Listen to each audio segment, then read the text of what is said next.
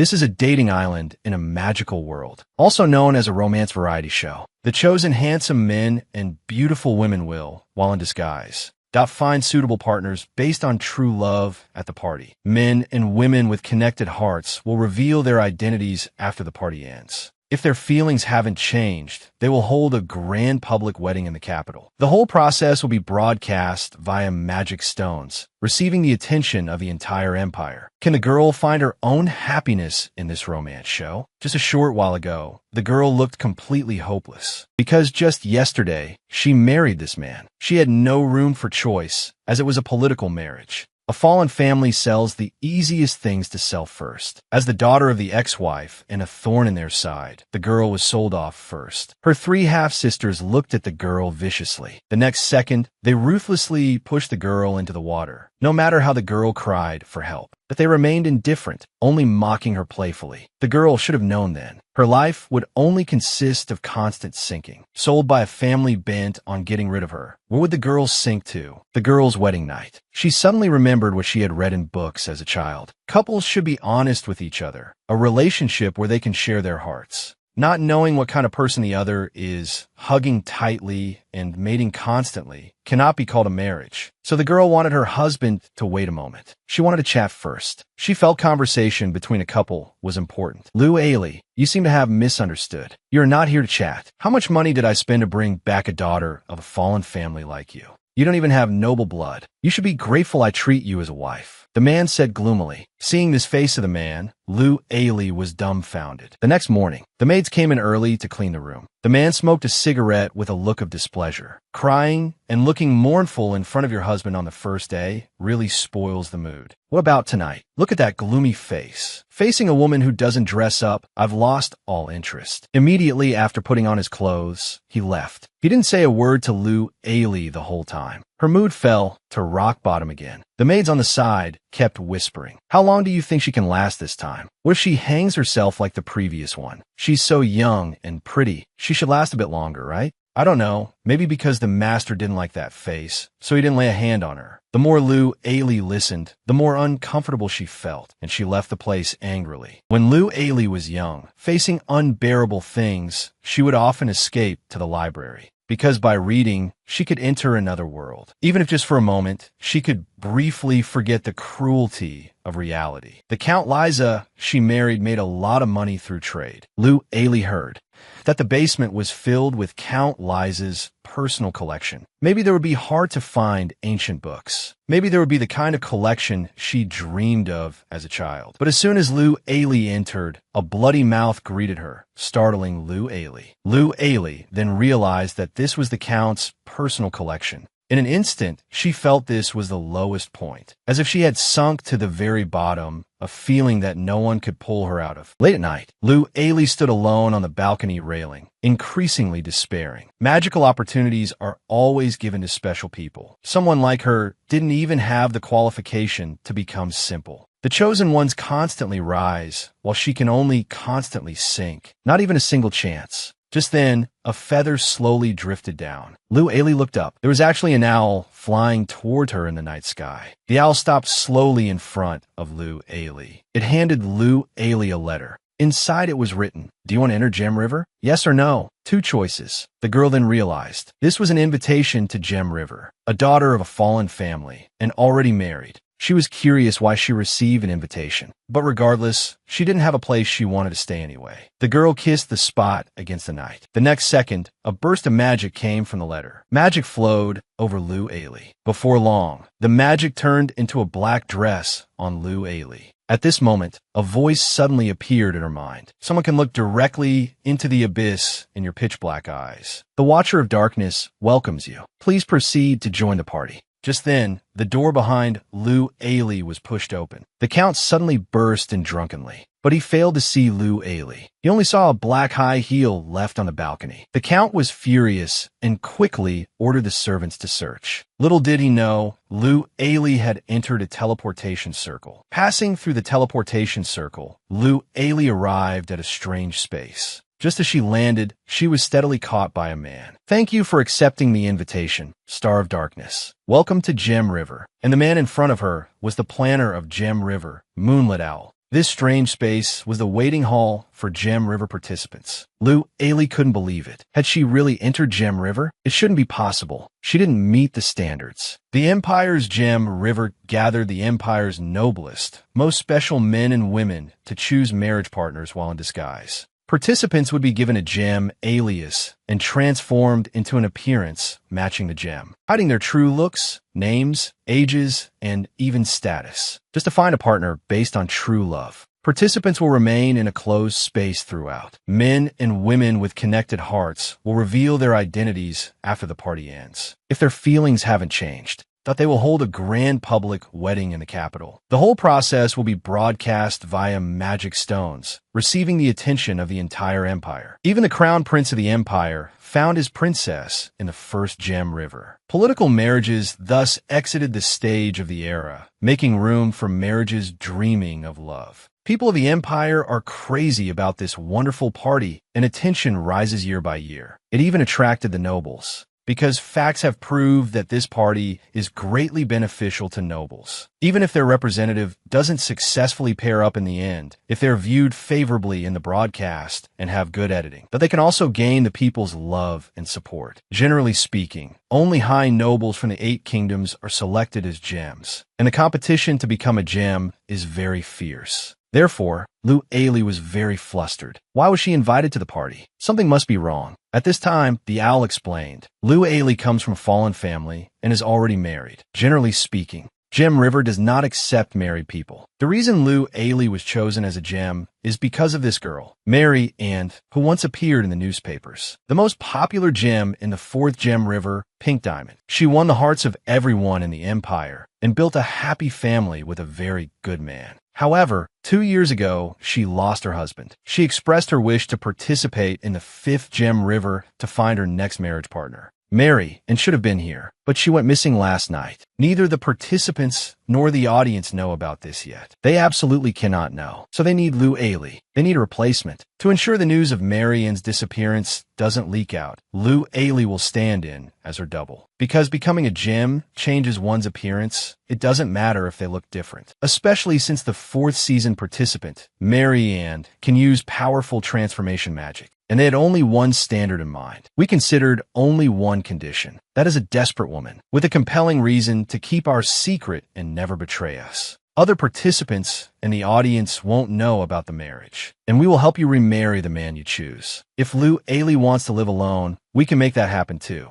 Just play the role of Mary and until the party ends. Are you willing, Lu Ailey? Actually, when the owl mentioned helping Lu Ailey remarry, Lu Ailey had already agreed. She agreed without hesitation. A moment later, at the Gem River site, the magic stone recorders had already started working. Lu Ailey was already waiting there. Just then, a silver-haired man walked out slowly. Lu Ailey looked at the owl beside her. She thought of what the owl had instructed. On the first day, the gems will get to know each other to understand each other better. No one can reveal their true identity. To keep the identity secret, lying is permitted. Do your best to establish a persona. That way your true identity will never be exposed. At this time, the silver-haired man had already arrived in front of Lu Ailey. He greeted her affectionately. He felt that perhaps because of the gem's color, Lu Ailey looked full of secrets, and thus so charming. The man called himself Platinum. Great, finally not a tongue twister. Just as Lu Ailey was about to introduce herself, Platinum said that proactively revealing secrets would ruin the charm. Saying that, he wanted to guess Lu Ailey's gem. Are you Black Sapphire? Or Black Spinel? Or maybe Diamond like the previous season? Lu Ailey remembered the owl's instructions. You are Mariana, a woman who captured all male gems with her flirtatious charm. A woman who has never been rejected. Lu Ailey kept thinking about how Mariana would react in this situation. Immediately, Lu Ailey suppressed her panic and told Platinum calmly that he guessed wrong. So the chance had to be left to the next gentleman. Unexpectedly, Platinum wasn't angry, but felt Lu Ailey had a lot of personality. Just then, another man appeared. He introduced himself capably as Alexandrite. Why is it so long? At this time, Platinum said Alexandrite, that gem that changes color between day and night. Seems you are a scheming and sinister person. But the capable Alexandrite ignored Platinum completely and asked Lu Ailey. Lu Ailey immediately said, you can try to guess. After thinking for a moment, Alexandrite gave the answer, Black Diamond. Wrong. Looks like the chance goes to the next gentleman. Platinum certainly wouldn't let go of this guy, who just ignored him. Just then, the third male appeared. It turned out to be a child. But after all, after becoming a gem, that appearance changes, so it might be completely different from the original look. The boy asked straight away, 3 men and 1 woman? Is the gender ratio this unbalanced? Platinum teased. The female gems don't seem to have all arrived yet. Is a little brat afraid he can't compete with me? The boy was furious. Who are you calling a little brat? I am. But immediately he realized something was wrong. Anyway, I am Garnet. I hope everyone will look after me. Platinum familiarly asked Garnet to guess Lou Ailey's gem name. Garnet thought seriously for a while and gave the same answer as Alexandrite. Black Diamond. Unsurprisingly, he was ruthlessly mocked by Platinum. Afterward, 2 female gems appeared at the same time. The short-haired woman was capable and free-spirited. The long-haired girl seemed a bit clumsy. The short-haired woman was very enthusiastic, taking the long-haired girl's hand to enter the hall together. At this moment, an owl was projected in the sky. He was the host of this party. Immediately after, the host introduced that this was a space created specifically for the gems. Here, they cannot communicate with the outside world. To prevent identity leaks, they also set up security magic here. Hope everyone chooses their heart's desire based only on pure love. Gems who successfully match can leave this island for a private date for 2. Information learned during the date cannot be shared with other gems besides each other. Then he asked everyone to enter the teleportation circles to go to other places on the island. But a teleportation circle could only take 3 people. The short-haired girl entered the teleportation circle first. The long-haired girl also wanted to go along, but accidentally fell again. Garnet quickly stepped forward to comfort her. Finally, the 3 entered a teleportation circle. Alexandrite then invited Lou Ailey to go together. But Platinum leaned in, indicating he wanted another chance to guess the gem name. The people watching the live broadcast didn't expect the groups to be assigned like this. Actually, they had already seen the pre-show interviews. Platinum's ideal type is a girl who takes the initiative to flirt, like Pink Diamond from the 4th season. Alexandrite tends towards confident and frank girls, like Miss Mariana. Pink Diamond is participating in the 5th Gem River. Are you confident you can recognize her? The reporter asked. Platinum confidently stated that he would definitely recognize her at a glance. Alexandrite stated that if he recognized her, he would definitely fall in love with her. It turns out both of them thought Black Onyx was Pink Diamond. Indeed, among the 3 women, Black Onyx had the most flirtatious vibe. She even had a shadow of Mariana. It turns out everyone really wanted to know who Pink Diamond was. Coming back to reality, the 3 were transported to a magnificent mansion. Platinum suggested, since we are here, let's tour the mansion. Afterwards, the 3 toured the various facilities and buildings of the mansion. Sure enough, it was not only luxurious, but luxurious. Then the 3 wandered to the woods. Beyond the perimeter was the beach. At this moment, Lou Ailey saw the time was right, so she introduced herself as Black Onyx. Platinum was puzzled. Isn't Black Onyx more like a mineral than a gem? Alexandrite on the side also heard that gem names are automatically assigned based on one's characteristics. He speculated Lou Ailey's personality traits must be very similar to Black Onyx, right? In Alexandrite's hometown, Black Onyx is often used to describe a woman's heart broken by sorrow. It turns out Alexandrite still believed Black Onyx was Mariana. So Lou Ailey also went along with the suspense. You can slowly think about the meaning contained in the gem name as we interact. Isn't that exactly why we gathered here? Platinum was instantly moved by these remarks. He crazily promoted Platinum's purity. Even his love is pure. People watching the live broadcast were also enthusiastically shipping the couple. Platinum's offensive became increasingly fierce afterwards. He even bluntly stated that the protagonist of this 5th Gem River would be none other than Lou Ailey. Just didn't know if he was attracted by Pink Diamond or by Black Onyx. Soon Lou Ailey returned to the girls' dormitory. The short-haired girl was very curious if Black Onyx was interested in anyone between the 2. At this point, the screen jumped to the interview. Which gem are you most interested in? Lou Ailey was extremely nervous, frantically imagining what Mariana would say at this moment. But at this time, the owl used magic to prompt Lou Ailey. He told Lou Ailey to follow her heart and answer. Who attracts you the most right now? Lou Ailey thought for a moment and gave the answer. I don't have anyone in mind. After all, she had been focused on acting and didn't have extra thoughts to observe those men. but the audience outside thought she was very honest. It was not easy to answer like that. Although Platinum kept showing off himself, he still failed to walk into Black Onyx's heart. At this time, in the boys' dormitory, Garnet was angrily complaining nonstop. The long-haired girl keeps falling. She's so dizzy, she can't even open a door. How can a normal person be clumsy to that extent? Platinum pointed out in one sentence. Seems Garnet cares quite a bit about the long-haired girl. Garnet's face flushed red as he said, "How can I not care? If I don't watch her for a second, she'll roll down the stairs." The attentive Alexandrite then asked for the gem names of the two ladies. Garnet answered that the short-haired girl is Pearl. The long-haired girl is Amethyst. When Platinum asked who Garnet liked more, Garnet shyly stated that he would need to spend some more time to know. Platinum, however, said confidently, "I only need 3 seconds to know if this woman belongs to me." In the interview segment, Platinum was most interested in Black Onyx, of course. She gave Platinum a feeling of she's the one. But Platinum also didn't know if Black Onyx was Pink Diamond or not. When the next viewer asked about the gem they were most interested in, no one had a clear target. Pearl felt Platinum's appearance was her type. This was the transformed appearance, so it was very hard to choose. But it was only the first day, excusable since they didn't know each other. On the first day of the Gem River Party, everyone needs to prepare dinner personally. The things in front of everyone are the favorite food of the Empire's commoners. A home-cooked dish called peasant soup. Please choose one ingredient to put in the soup and complete the cooking. The host explained. Pearl saw at a glance that a gem who cooked commoner cuisine here would definitely be popular with the Empire's people. Amethyst picked a carrot in a panic. Garnet immediately showed concern. The surface of a carrot is hard and round. If your hand slips, you'll get hurt easily. Then he took Amethyst's carrot and started chopping it for her. At this time, Pearl mentioned that there was a gem before who cut their hand while peeling potatoes. The pampered princess was shocked and made a fuss. Platinum stated that for the royals, but it is excusable that they usually don't cook. He also only knew after watching the show that the eyes on potatoes. Speaking of this, Platinum stared blankly to the side. At this time, Black Onyx was planning to kill a fish. Turning her head,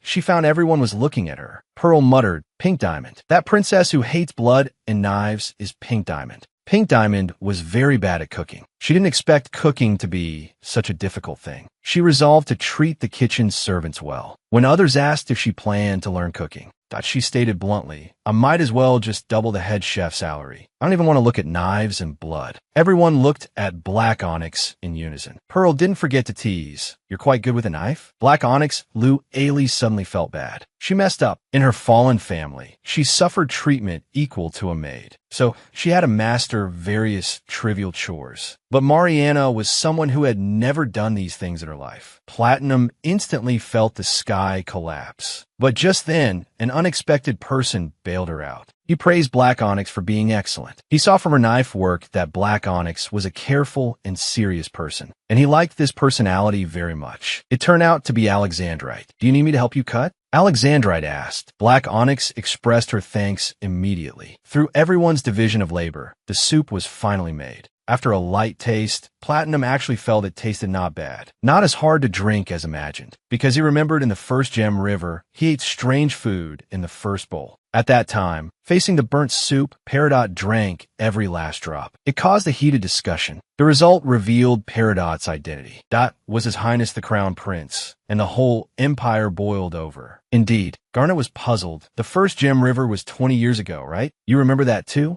The two instantly turned to stone on the spot. Pearl didn't forget to add a stab. "Seems you two are quite old." The two immediately started quibbling. But the show strictly forbids revealing true identities. Is it really okay for them to reason through dialogue like this? Alexandrite immediately expressed they could test it. So he asked the innocent Garnet, "How old were you when the first season aired?" Garnet thought for a moment and was just about to answer. The next second his mouth was sealed by a mask that suddenly appeared. Amethyst stood up abruptly, very worried. At this time, the host also popped up. Once an attempt is made to reveal identity, security magic will automatically activate. If security magic activates more than 3 times, the gem will be issued a warning and be deprived of 1 gem selection right for a one-on-one date with a gem of interest. Hope everyone acts cautiously. Do not lose the precious gem selection right. After the mask was removed, Garnet questioned Alexandrite indignantly why he asked him that question. Alexandrite stated that one can use lies to fob off questions one cannot answer. Lies? That means one can directly pretend to be another person? Platinum muttered to himself, but his gaze turned to black onyx on the side. At this time, Pearl said, of course one can act. If the true identity is known, point one might approach the other because of their background. That wouldn't be pure love. Platinum agreed with these words. The more hidden, the more curious the other party becomes. The more they want to know more. That's why it's interesting.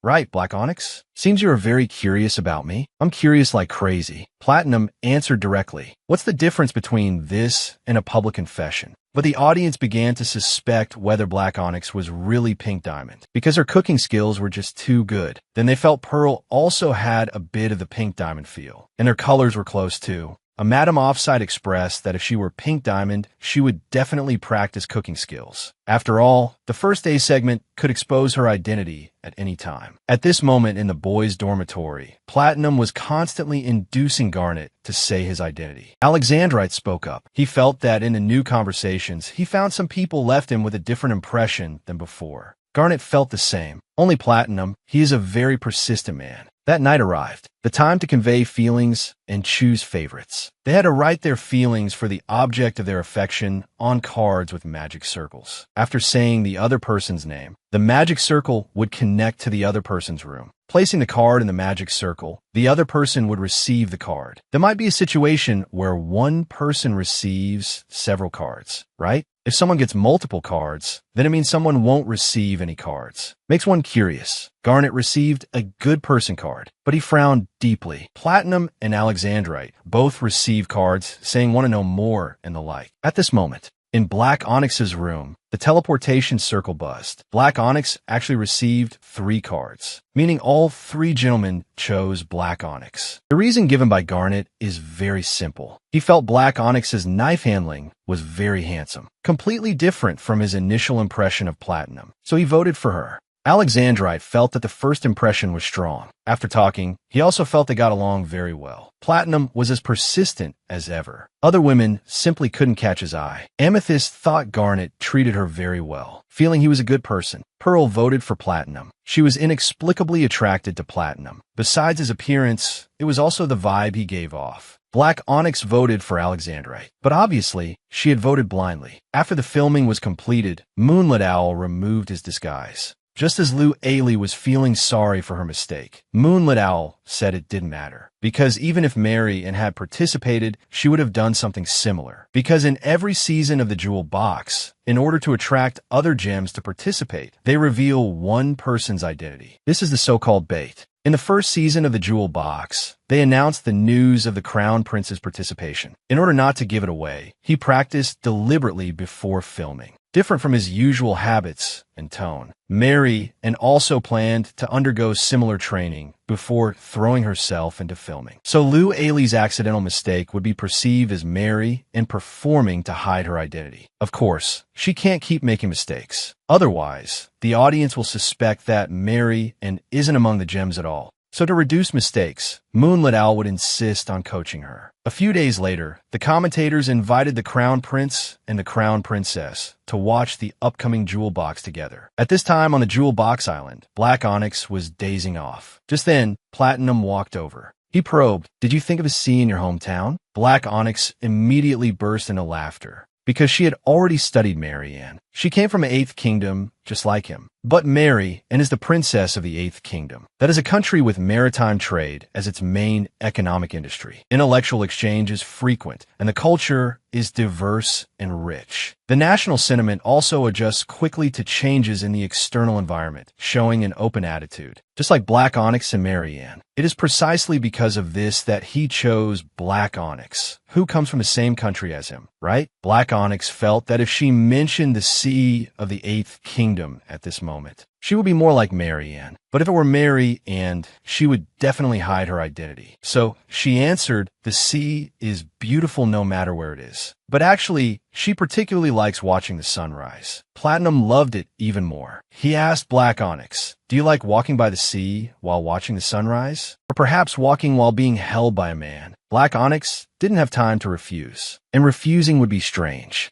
because Mary is famously free-spirited. Rumors spread after her marriage that she had many handsome lovers. Furthermore, the chaotic social culture of the Sixth Kingdom, where Marianne married, made her even more open and unrestrained. Subsequently, Black Onyx teased, isn't this the same as yesterday? Dull and boring. Platinum thought that made sense. Since that's the case, then let me bring you a brand new experience today. Then he pressed Black Onyx down and kissed her. Although Black Onyx was surprised, she could only play along. She immediately wrapped her arms around Platinum, bringing them even closer. Just as the atmosphere was getting better, Lu Ailey suddenly thought of that night of her wedding. Bad memories flooded her mind, and she abruptly opened her eyes. Platinum also detected that Black Onyx was not in the moment, so he consciously pulled back. Black Onyx was trying hard to think of a countermeasure to alleviate the awkwardness. Then she decided to shift the blame to Platinum. Thinking about it, I didn't vote for you yesterday. If you kissed me because you misunderstood something, I apologize to you. It's precisely because you didn't choose me that I kissed you. I am seducing you to choose me next time. The commentators were watching with great excitement. Then the screen cut to Alexandrite. At this moment, Alexandrite was preparing to eat breakfast, and he was completely unaware that his rival had already made a move. Over here, Black Onyx and Platinum also walked back together. After learning that the two went to the seaside, Pearl expressed that she really wanted to go too. Indeed, Alexandrite noticed that Black Onyx's feet were wet. He immediately stepped forward to wipe Black Onyx's feet, but Platinum evidently didn't want to give the chance to this interloper, so he brought over food. The two men were secretly competing, but Black Onyx fully demonstrated how a queen of the sea is made. Not only did she not refuse Alexandrite's attentiveness, she kept a distance from Platinum, whom she had just passionately kissed. At this moment, Moonlit Owl appeared. Today he prepared a game for all the gems. The person who wins the game can obtain a romantic seaside date right. Amethyst, who was focused on listening to the host speak, accidentally dropped the apple in her hand. Garnet skillfully caught the apple. Soon everyone arrived at the seaside. Moonlit Owl explained today's game. Today's game is a game prepared for the male gems. The winning male gem can choose two female gems to spend a romantic time on the sea together. And the game event is a water battle. Make all opponents fall into the sea. The one remaining at the end is the winner. Platinum was already impatient and eager to try. Soon the three men got ready and came to the center of the magic circle. Garnet launched the attack first. The target turned out to be Platinum. Platinum felt shocked. His strength and weight were very light. The strange owl explained, in the game, the bodies of the gems are not the bodies transformed by magic, but your original bodies. So you can use your own strength, weight, and stamina. Garnet was instantly filled with confidence. He told the two to get ready. If you are deceived by appearances, you will fall into the sea. The expressions of the three on the shore varied. Pearl felt it was becoming interesting. Amethyst was worried.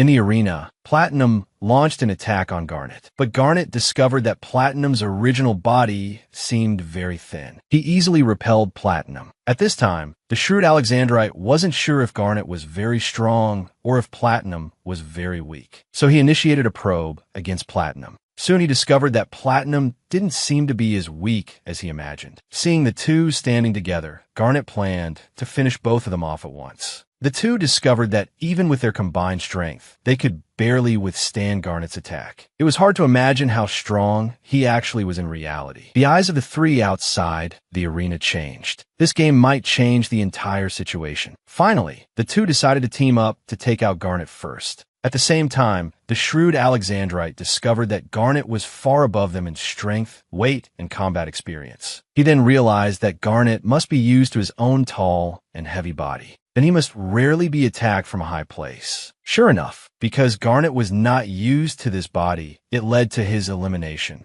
Immediately following was the 1v1 real man battle between the two. Garnet, who came ashore on the side, also received everyone's concern and praise. But he still expressed that if he were injured by that kind of brat, he wouldn't be able to eat due to shame. On the field, Platinum was already panting. Although he was fast, it seemed that for some reason, he suddenly felt unwell. He was knocked out of the arena by Alexandrite at once. The match ended. In the end, Alexandrite won the match. The final winner can choose 2 female gems he has a good impression of and go on a date with them. Which 2 female gems will Alexandrite choose? Unsurprisingly, Alexandrite chose black onyx and pearl. Afterwards, the 3 of them leisurely enjoyed afternoon tea on the sea. The 2 women also praised Alexandrite's bravery just now. At this moment, Alexandrite asked about the 2's ideal types. What kind of men are they? Pearl frankly stated that she likes men who look good when they smile and know how to act cute. But Black Onyx, following Marian's mindset, said she likes men who can bring a sense of freshness every day. However, it happened that this was completely opposite to Alexandrite's personality. Fortunately, Black Onyx immediately explained,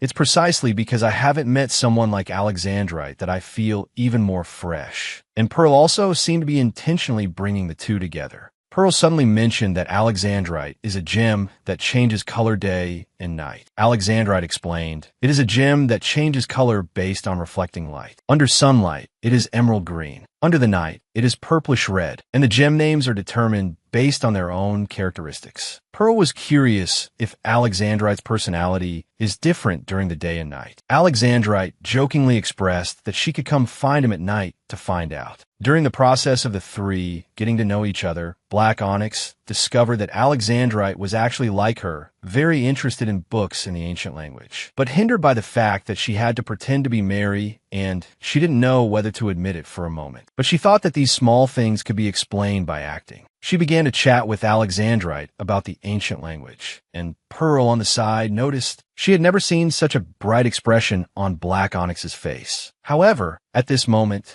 the scene shifted to the loser group. Garnet was complaining about the disadvantage of the transformation magic for him, but then he noticed Amethyst, who had failed to climb a tree and fell on the ground. And Amethyst was trying so hard because she wanted to comfort Garnet, because she heard Garnet complaining about the transformation magic. Garnet stubbornly said he wasn't complaining. Perhaps the production team feared that if he competed with his original appearance, all the women would be obsessed with him. Amethyst said, "In that case, I'm actually glad for the transformation magic, because if Garnet were even more popular than now, I would be very sad." Such a direct confession from a young girl. Then she shyly ran away. Such a direct confession from a young girl, when it reached Garnet, became the conclusion that Amethyst didn't want him to be popular and that Amethyst hated him. Platinum couldn't help but roast him. "Has all the energy leading to your brain been swallowed by your muscles?" But Garnet could only come up with this one answer. Platinum had to just go along with him. At this time, a notification was received. Tonight, there is an opportunity for a real encounter outside the island. Men and women gems who successfully match both ways will spend a day alone outside the island. And outside the island, the security magic will be lifted. Everyone can talk freely. When the 3 returned to the castle, Platinum, who had been waiting for a long time, wanted to chat with Black Onyx. Afterwards, the 2 left holding hands. Garnet originally wanted to wait for Alexandrite to come back and spar alone, but Platinum ran off. But then Pearl suggested she could spar with him. Garnet was ecstatic.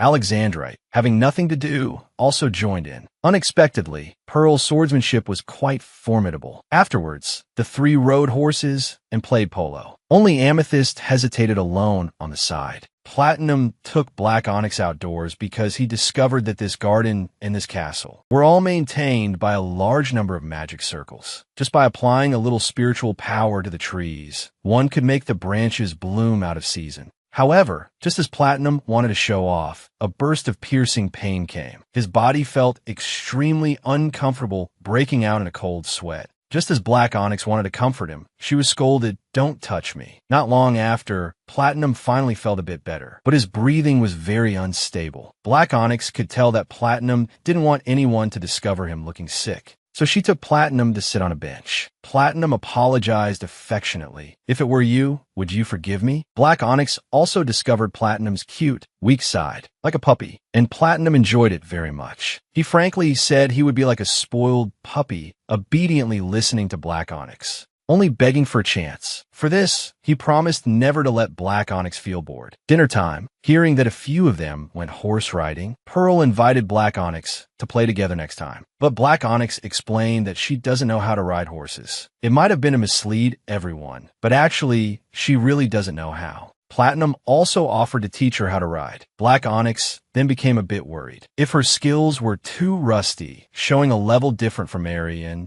would it be a bit strange? Alexandrite smoothed things over, saying if she doesn't like riding, there's no need to force herself. There's also a piano in the residence. He can play a tune for the ladies. Pearl suggested they could hold a ball. It received unanimous approval. At this time, Moonlit Owl flew in, starting the first real encounter. Couple matching. Likewise, if the opposite sex you choose also chooses you, the two can go outside the island for a real encounter. What was unexpected was that Garnet and Pearl became the first successfully matched couple. Platinum and Alexandrite chose Black Onyx without exception, and Black Onyx's choice was Platinum. And Platinum finally got his wish, obtaining the opportunity for a real encounter. 1 hour ago, Black Onyx, who was just about to write down her choice, was stopped by Moonlit Owl. Actually, she originally wanted to choose Alexandrite, because Alexandrite made the real Black Onyx feel at ease. But Moonlit Owl told her that Alexandrite was born in the 5th kingdom, Huracan, heard that he often travels back and forth to the neighboring 6th kingdom, Caria, for trade affairs. So it is very likely he often met the 6th kingdom's princess consort, Marianne. Therefore, the two might know each other. But Moonlit Owl wasn't sure how close the relationship between the two was. But in case the two had personal dealings, he might realize that Black Onyx isn't the real Marianne. Inside the island, due to the security magic, everyone is lying, sometimes even acting. Even if the true face is revealed, it can be explained as acting. But in the real encounter, they will conduct a deep conversation.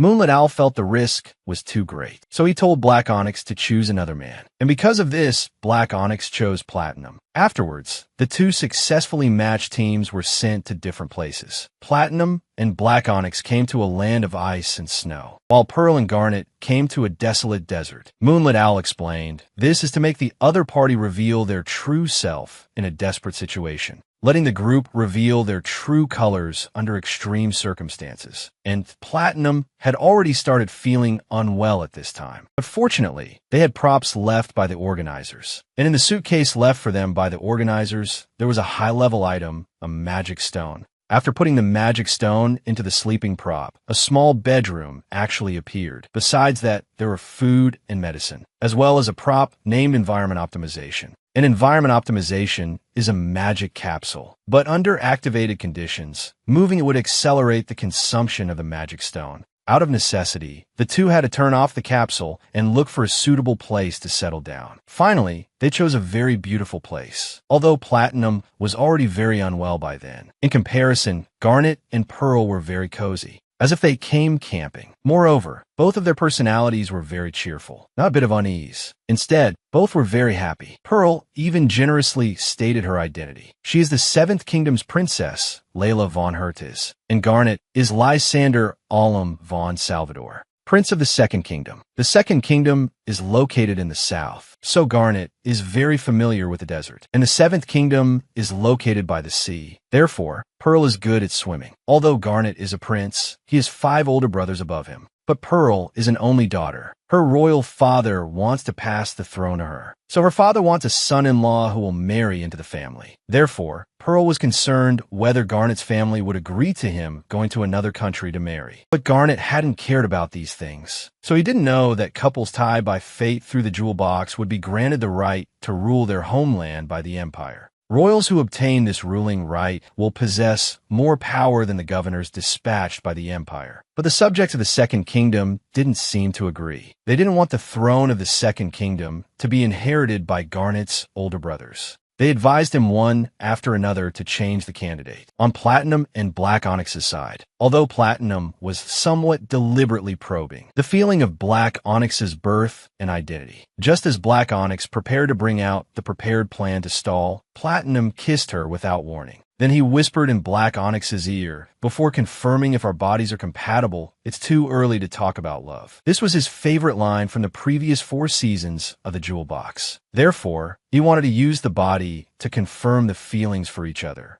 A few hours ago, Black Onyx had long predicted that Platinum, who took her for Marianne, would do this kind of thing if they were together. The still naive Black Onyx didn't have the ability to fend him off. Moonlit Owl told her not to worry, because he is the planner of this party. In the real encounter, whatever happens is decided by him. So he concluded that Platinum wouldn't have the leisure to mess with Black Onyx. Just as he said, Platinum, who was just about to make a move, suddenly heard wolf howls. Turning around, several wolves actually appeared outside the capsule. They attacked the capsule, but were bounced off. Finding they couldn't break in, the wolf pack chose to retreat. And Platinum made a deep confession to Black Onyx here. But he unintentionally said the phrase, "A couple should be a relationship where they can share their inner world even when completely naked." These were the exact words Black Onyx said to her husband on her wedding night. Therefore, she was somewhat touched, and Platinum also told Black Onyx not to reveal her own identity. He was afraid Black Onyx would suspect him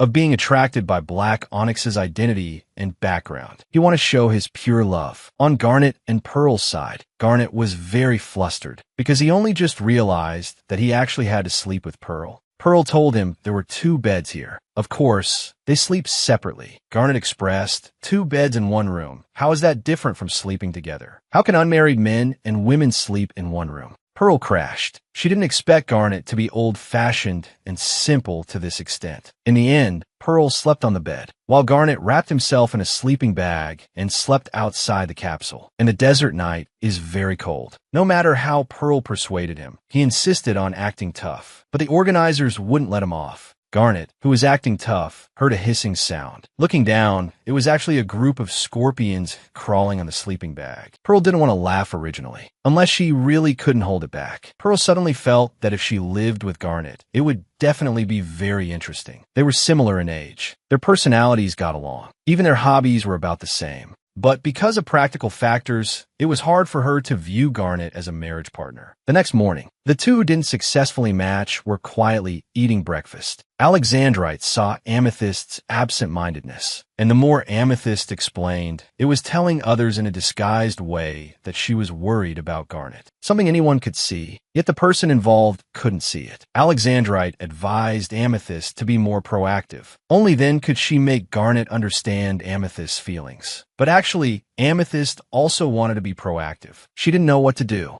She even practiced horse riding to fit into the things Garnet likes. It's just that the results were unsatisfactory. She even fell once. But she didn't care, just like she had been rejected once before. Although her heart ached, but she didn't want to leave it to fate like this. She also wanted to do something to change the status quo. Perhaps out of sympathy, or perhaps out of admiration for a courageous person. Alexandrite decided to teach Amethyst horse riding. While teaching Amethyst polo on Black Onyx's side, she heard coughing in her sleep. After getting out of bed to check, she found Platinum actually had a fever. Just as Black Onyx was going to get medicine, she was grabbed by Platinum. He expressed with a frail look that he wanted Black Onyx to stay by his side. That way he would get better faster. Black Onyx eventually laid down beside Platinum, slowly patting his chest. "Cute little puppy. Do you need me to sing you a lullaby?" "Master, I think I'm already healed." Black Onyx's action moved Platinum very much. He wanted to repay her. Black Onyx promised that if he wanted anything, just tell her. The next morning, the teleportation circle lit up. The group also returned to the mansion. Afterwards, they each returned to the dorms, briefly exchanged about the scenes encountered during the real encounter, then prepared to sleep. Black Onyx, however, couldn't sleep at all. Moonlit Owl also noticed this, so he came to find her. Black Onyx asked him a question, that is, whether Platinum was sick with something. This surprised Moonlit Owl, because he didn't expect Black Onyx was walking in the direction he hoped for. That's right, he just wanted Black Onyx to fall for Platinum.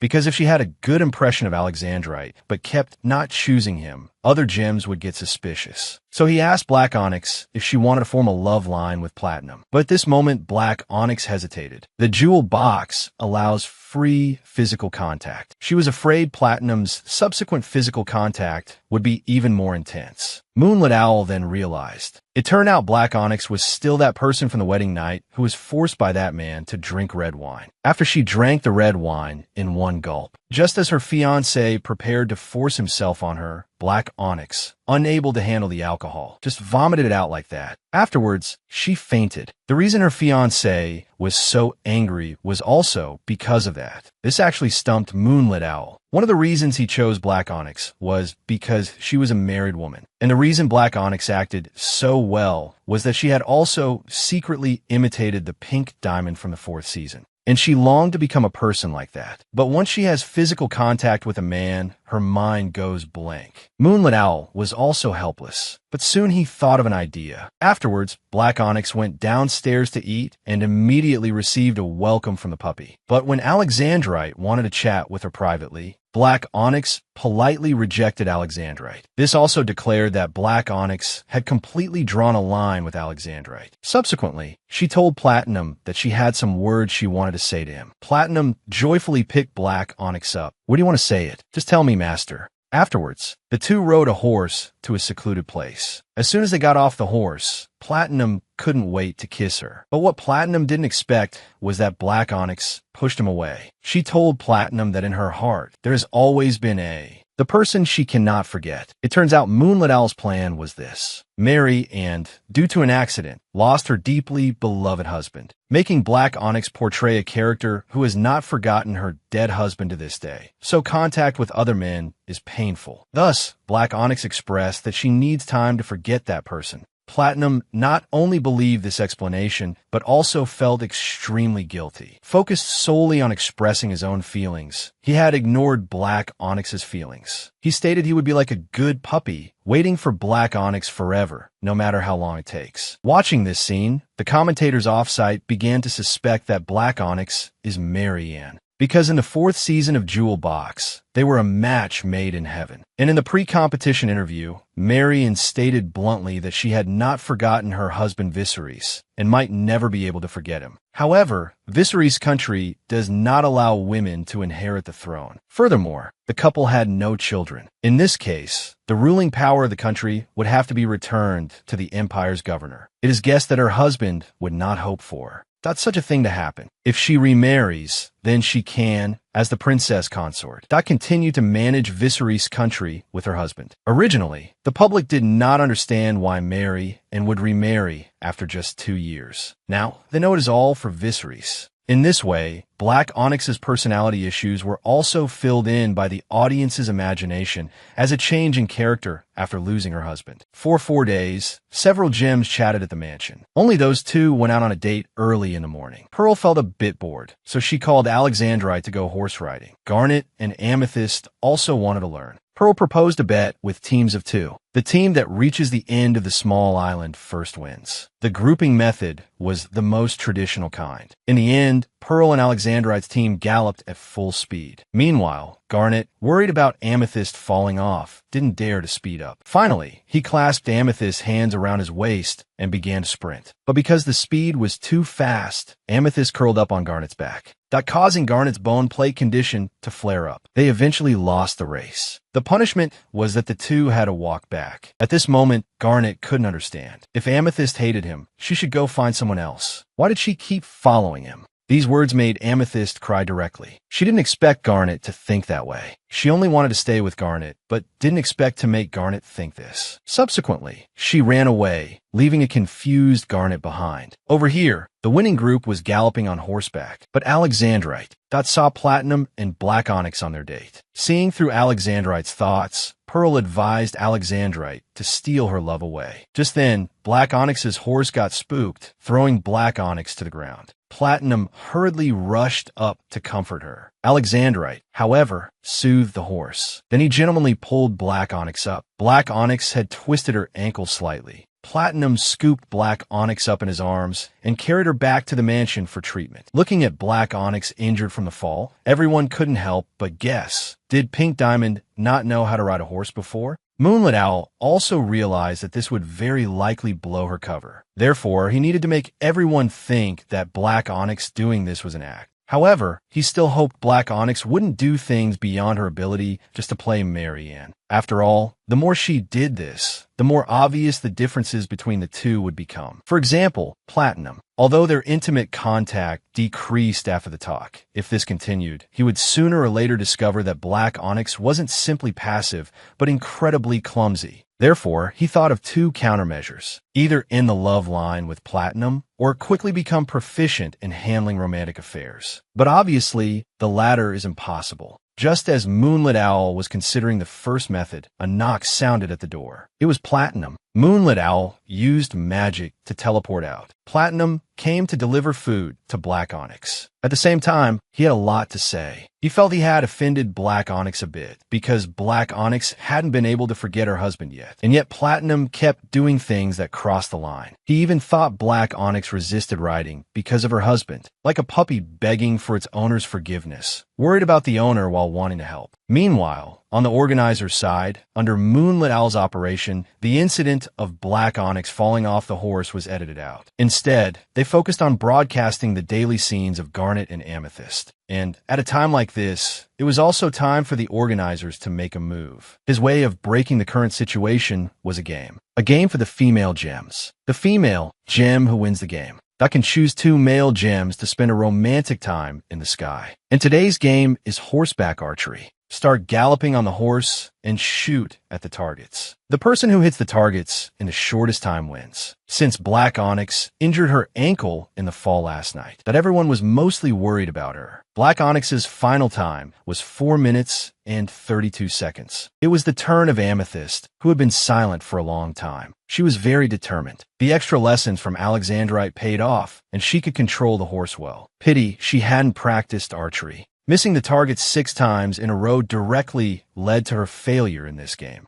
It was Pearl's turn. Unsurprisingly, she completed the game in just 28 seconds. But the competition wasn't over because Moonlit Owl invited the final contestant. The next second, a magic circle lit up and a figure appeared. The horse was still galloping, but she was already prepared to aim and shoot. The next second, the balloon exploded. Amber, 11 seconds. An unexpected dark horse. Amber took the victory in this game, and the two gems Amber chose turned out to be Platinum and Alexandrite. Afterward, the 3 of them went up in a hot air balloon. Amber greeted the 2. They responded politely. In the subsequent QA, Platinum directly revealed that his heart was already taken, effectively drawing a line. Moreover, in the conversation that followed, he put on an air of indifference. However, Amber was not discouraged by this. Instead, she guided the conversation with great confidence, just like Mary Ann. When Alexandrite asked about Amber's ideal type, Amber stated that before, that she didn't have a so-called ideal type because she was curious about all men. But as she grew older, her mindset changed. She liked someone who can stay by her side for a long time. Someone stable and, most importantly, healthy. Hearing this, Platinum was momentarily stunned. Then, Amber's next sentence stunned everyone. She said although she likes riding and shooting, she doesn't like hunting because she doesn't like seeing blood or fighting. And her favorite food is anything with cinnamon powder, like cinnamon pie, cinnamon cookies, and roasted cinnamon bananas.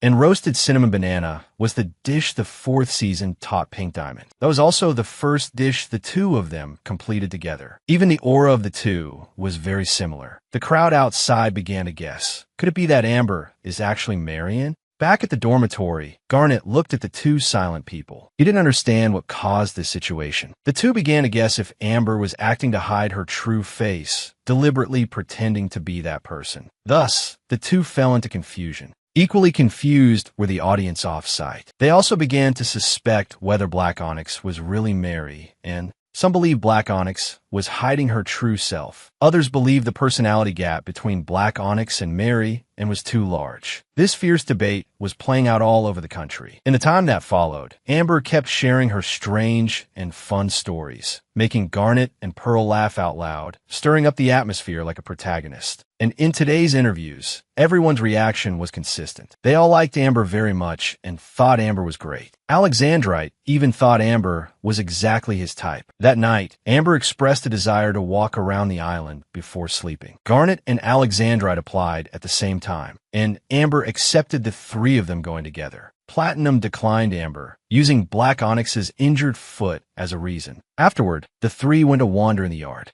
Meanwhile, Platinum came to Black Onyx's room. Platinum asked Black Onyx a question. In the first real encounter, why did you choose me? This was naturally Moonlit Owl's arrangement, which definitely couldn't be said. Black Onyx's answer was that she just wanted to do it. At that time in the courtyard, Black Onyx felt the puppy-like Platinum was very cute. Hearing this, Platinum couldn't hold back. He leaned in directly. He wanted to become even cuter. He could, and wanted to do more things for Black Onyx. After Amber returned to the dormitory from her walk, she easily mingled with everyone. Even Black Onyx was encouraged by her. With Amber's addition, the atmosphere in the dormitory became thoroughly lively. That night, Moonlit Owl came to Black Onyx's room, but he didn't give any explanation regarding Amber's addition. Instead, he told Black Onyx that she didn't need to know everything about this variety show. He would only tell Black Onyx the information she should know right now. Only then could she show a natural appearance in front of him. Afterward, Moonlit Owl explained today's filming content to Black Onyx. Over at the boys' dormitory, Garnet was very happy. He thought Amber was very fun, making even trivial stories sound interesting. If only Pearl were here. Platinum didn't understand if he was happy because he had a new playmate or because he had a new woman, but he seemed unaware of what exactly he was happy about. The commentators outside were also very curious. Who was Amber, whom everyone admired, actually interested in? So, Amber's first interview arrived. She felt that regarding what Platinum said today about developing feelings for someone within 3 seconds, she was somewhat similar. Some people just fall in love at first sight, attracted to the other person unknowingly. So the person she had a good impression of was precisely Platinum. It was precisely Platinum's indifference toward her that made her more curious about this man. Curious about what kind of person Platinum really was. And even if Platinum had fallen for someone else, she had the confidence to tell Platinum what kind of person she was. Making him change his mind would be even more interesting. The commentators were impressed by her bold behavior, speculating whether she could steal the pure Platinum's heart. At this time in the mansion, accompanied by Alexandrite's skilled piano performance, several people began to dance. Although Garnet's dancing was crooked, Amber still thoughtfully said she would dodge, letting Garnet dance to his heart's content. Soon the song ended. Although Platinum wanted to invite Black Onyx, he knew Black Onyx's ankle hadn't fully healed yet. And Amber, using the rule of changing partners when the song changes, invited Platinum to dance. Even though he was dancing with Amber, Platinum looked back frequently. Black Onyx noticed this too. She suddenly praised Platinum for being amazing. Even with his attention elsewhere, he hadn't stepped on her feet. Platinum then realized that Amber was very good at dancing. This scene, however, left Platinum stunned. He actually saw the shadow of Pink Diamond in Amber. Soon the song ended. Amber proposed playing a game that would allow Alexandrite to have fun with everyone too. That was a card game. Amber wanted to team up with Amethyst to teach her how to play cards. The unexpected result was that Amethyst's team kept winning. Amethyst's luck was truly very good. Garnet was even losing money constantly. So he suggested changing the game. At this point, Amber proposed playing Find the Liar. The rules of this game are simple. Everyone draws a card. The person who draws the joker is the liar. Everyone takes turns asking questions, and everyone must answer. But the liar must tell a lie. Then everyone has to find out who the liar is. Then everyone began to draw cards in turn. First was Pearl. Her question was, is there a big difference between your transformed appearance and your original appearance? Platinum thought he was okay. Black Onyx answered in the identity of Mary and, stating there was a bit of a difference. Only Garnet, with a guilty look, stated that his transformed appearance wasn't different from his original one. Obviously, everyone guessed immediately that Garnet was the joker of this round, and the punishment for losing was to drink various alcohols mixed together. It was Garnet's turn. His question was, I think the real encounter was interesting. Those who had been expressed, it was interesting. However, Alexandrite actually answered that he also found it interesting, but clearly he hadn't been.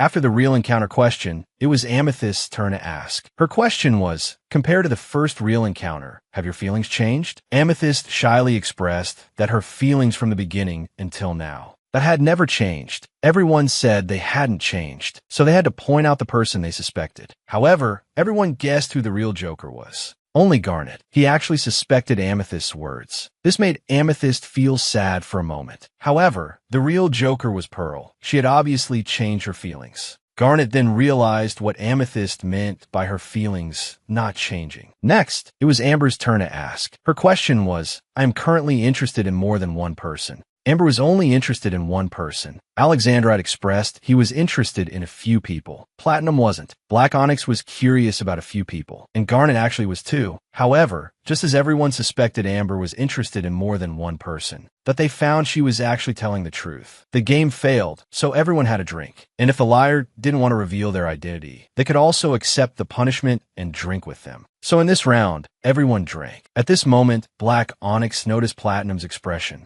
He seemed a bit sad. Next was Alexandrite's turn. His question turned out to be, I'm acting to hide my identity. The naive trio naturally weren't. Amber said she was a little bit. Platinum was also a little bit. But Black Onyx actually stated she wasn't acting. Instantly, everyone pointed at Black Onyx. Everyone felt Black Onyx was acting. Black Onyx was indeed the liar and accepted the punishment. Then her question was, if I realized I was deceived by the other person, I might not be able to forgive them. Platinum seriously stated that if the other person interfered with his emotions through lies, then he indeed couldn't forgive them. However, except for Platinum, everyone's answer was that if the other person gave a reason for lying, perhaps they could forgive them. Only then did Amethyst realize she was the liar. But told the truth. No big deal, just drink this glass of wine. It was Platinum's turn for the question. He wanted to reveal his identity. Got as late as possible. Just as everyone was preparing to answer, Amethyst suddenly collapsed. Only then did everyone discover Amethyst's alcohol tolerance was so poor. Thus, the game ended there. Everyone escorted Amethyst back to the dormitory. Only Platinum sat blankly in place. Late at night, Black Onyx had already entered Dreamland. But on the beach at this moment, the two who couldn't sleep and came out for a walk ran into each other. Amber answered Platinum's last question. She felt revealing identities later would be more interesting. Platinum thought so too. Everyone here had a special identity. Outside, there wouldn't be this kind of opportunity. Amber then realized Platinum was also very confused. Therefore, she began to boldly approach. She heard Platinum's body and heart were both very honest. So she kissed him. She wanted to use Platinum's body to give the answer she wanted. After a moment, Platinum realized Amber was very experienced. Amber felt Platinum was the same.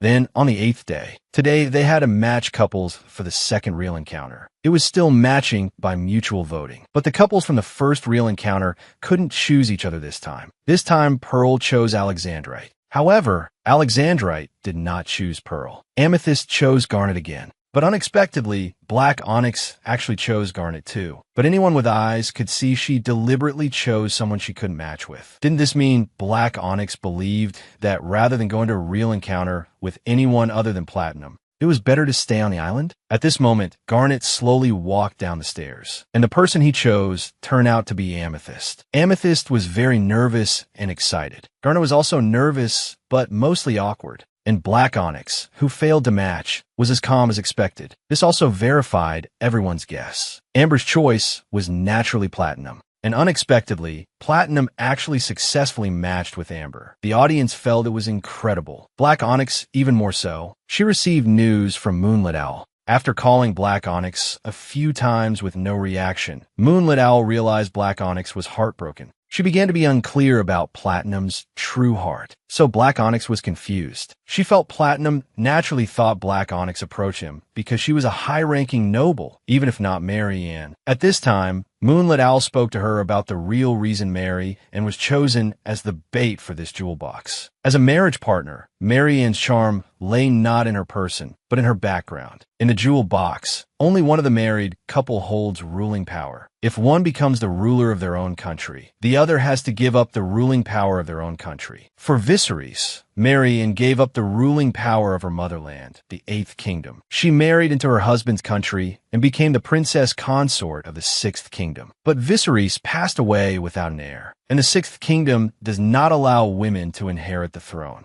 Moreover, not long ago, the king of Mary Ann's motherland also passed away. Before the king died, he earnestly hoped Miss Mary Ann could return to her motherland. If she doesn't return, the ruling power of the 8th Kingdom will remain in the hands of the empire. So the purpose of Mary Ann's remarriage is to have her new husband protect the ruling power of the 6th Kingdom and jointly rule the 8th Kingdom. The two countries are not far apart. If discussed well, they can be ruled together. Viserys' motherland, Caria, possesses gold and diamond mines, being one of the 8 richest places. Mary-Ann's motherland gathers all the materials of the 8th kingdom. This means the man who marries Mary and will possess the ruling power of 2 countries, possessing immense wealth and power. In addition, it will cause a sensation, attracting countless royals to apply for the jewel box. If one gains public popularity in the jewel box, even if they don't marry in the end, they will have huge influence in the empire. Famous illegitimate children in the jewel box can obtain important positions in the imperial family, compared to the orthodox royals of their own country, that they possess even greater power. And Black Onyx, playing this role, any gem involved with her will become the biggest topic, because she is the most coveted bride. Black Onyx then realized. So this was what Platinum meant when he was afraid Black Onyx thought he liked her for her background. At the same time, the 2 successfully matched couples arrived at a strange place. It turned out to be a maze, and their task was to escape the maze together. In the suitcase this time, there were props for staying overnight, toiletries, and food, and a scroll. Amber seemed very happy about this, like an adventure. But Platinum didn't seem to think so. Meanwhile, Garnet's side might be struggling a bit. 2 people not good at using their brains were put together, so this encounter would take a lot of time. So currently, Black Onyx's time is relatively ample. Moonlit Owl wanted to make Black Onyx more like Mary and during this period. Therefore, to become more proficient, she still had to practice more. On the other side, Garnet was going crazy, not knowing how long they had to walk to arrive. Garnet saw that statue he clearly saw just now. He planned to smash that statue, thinking they could get out this way, just as Garnet swung a powerful punch. Suddenly, many disgusting vine tentacles extended from inside. Platinum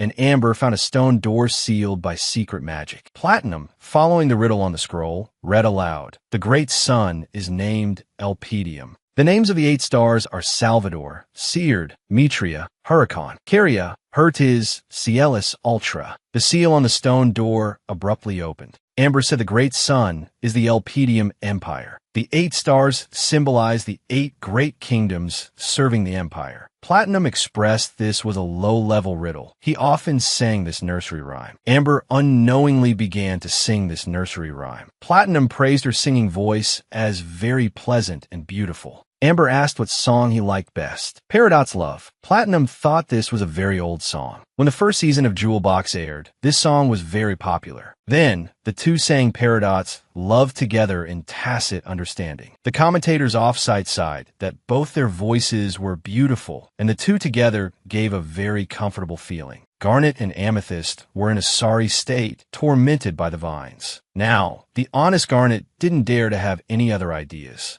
Garnet noticed the crystal shoes Amethyst was wearing and asked if they were uncomfortable. Amethyst didn't deny it. They were indeed a bit uncomfortable. But it's not like we're riding horses, is it? When riding a horse, if you ask the production team to change them to shoes suitable for horse riding, they will change them to the kind of shoes you're wearing. Garnet was surprised. So you wear these shoes all the time except when riding? Amethyst said she can't take off the transformation item. Garnet asked worriedly, what about when you're bathing or sleeping? Amethyst explained that it temporarily turns into the form of an ankle bracelet when she bathes. Garnet asked her why she didn't ask the production team to change the shoes to a comfortable style for walking. Amethyst said that if she changed it arbitrarily, the royal magician who made the transformation item would be sad. Garnet couldn't stand it anymore. He told her to change them immediately, saying that it was all due to her overthinking. Amethyst immediately changed them, turning them into comfortable casual shoes. Amethyst happily exclaimed, "Ah, this is so comfortable." Garnet shouted, "You should have changed them long ago." Amethyst cried, saying she didn't expect this to make him angry. Garnet was a bit flustered. He was indeed a little speechless at Amethyst's words, but he never meant to make her cry. The narrator explained that Garnet was angry because he saw Amethyst wearing such uncomfortable shoes all this time. But the 2 of them don't give a bad impression. We hope they can communicate more, but they haven't solved a single problem yet. Are they going to live here like this? At this moment, Obsidian was brought to a strange space by the owl. He explained that this was his personal library. It's impossible for anyone other than him to find the entrance.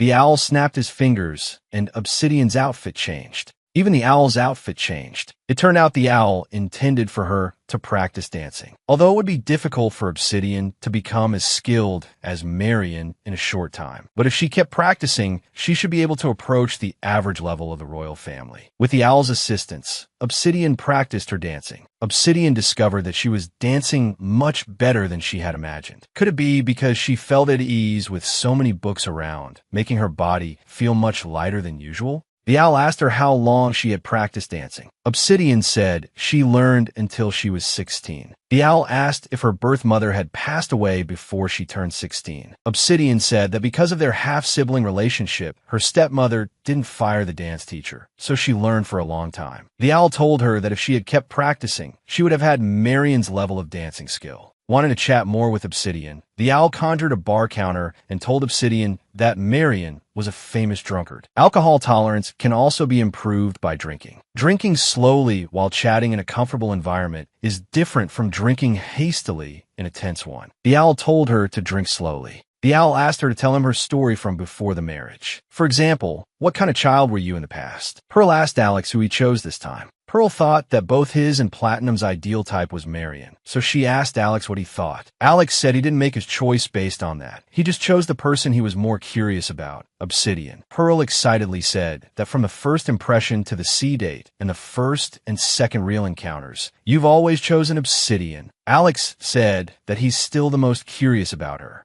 Pearl thought this was a good opportunity. While she's angry at Platinum, you should quickly go and win her over. Alex said he was more concerned about something else than capturing someone's heart. If one of those two is Marion, then it means the other one is acting. And what does one gain from playing Marion? At this moment, Amber asked Platinum, "Aren't you curious who I am?" Platinum replied, "Do you want me to know your identity that badly? Isn't it more interesting to reveal it later?" Amber thought Platinum should want to confirm it quickly. Platinum was curious why she wanted him to confirm it so much. "If I'm not the person you think I am, isn't it dangerous to rashly advance our feelings?" Platinum told her she might have misunderstood something. "If I were afraid of that, I wouldn't have come here with you." The narrator was shocked. Does Platinum mean that he's attracted to Amber regardless of whether she is Marion? Platinum told Amber, "I'm not curious about your identity. It's that all of your actions have surprised me." Platinum wanted to know why Amber gave up the safe option and made the most dangerous choice. The narrator was also puzzled. Until the very end, no one was sure if Platinum would choose Amber. Amber explained that she was also curious about him. At that time, Amber was thinking, none of us know each other's appearance or background. Everyone has to carefully calculate their gains and losses through their masks. But this man was sure of his feelings in just 3 seconds and launched a fierce offensive. So that's what Amber was curious about. Platinum asked her, "And now? Do you know after getting to know me?" Amber replied, "No, not yet. I want to get to know you better. I'll have to slowly peel away your outer shell." Platinum said, "I also always want to get to know you slowly like this." On the other side, Garnet asked Amethyst if she wanted to learn martial arts, thinking she had a talent for it. The narrator was speechless, thinking they really don't plan to escape the maze. Could they have forgotten about the scroll? Obsidian told him about her past. She loved reading books. In books, there was a completely different world, a new world she had never experienced. Entering those worlds and becoming the characters within. In the books, I could become a glamorous star. I could also become a noble princess. I could even have a wonderful romance.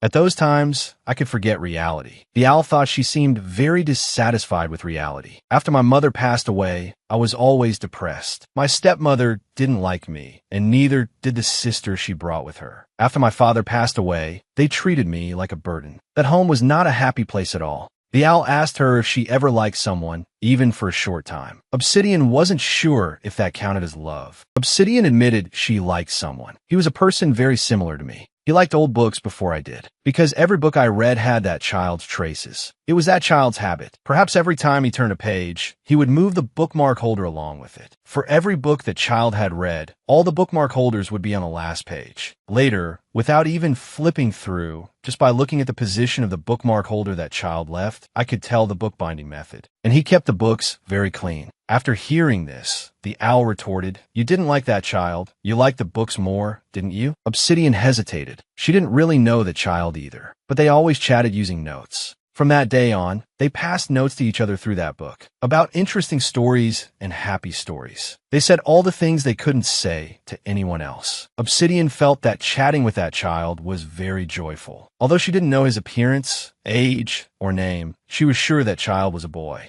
The owl said you two seemed to be just pen pals. Obsidian said she had kissed him. The owl was puzzled. But you've never seen his face, have you? Obsidian said they kissed through a curtain. The owl thought she would feel bad about this. Obsidian said that although she didn't know his appearance, she at least knew her own feelings. The owl explained that among the couples who fall in love in Gem Hero, many change their minds when they see each other's real appearance in the final round. If you were to see that boy's appearance, perhaps your feelings would change. And maybe that boy's feelings would change too. This made Obsidian's mood drop instantly. The owl said her romantic experience is closer to a fantasy. This aspect is quite similar to Gem Hero, which is interesting. The beginning of Gem Hero is also like this. You fall in love with someone without knowing their appearance or identity. Alexander is just like that boy, the scholarly type. You must like people with that kind of vibe. It was because he said he liked ancient languages. Obsidian's heart fluttered. Was it because she remembered that boy? The owl asked her if there was anyone she hated.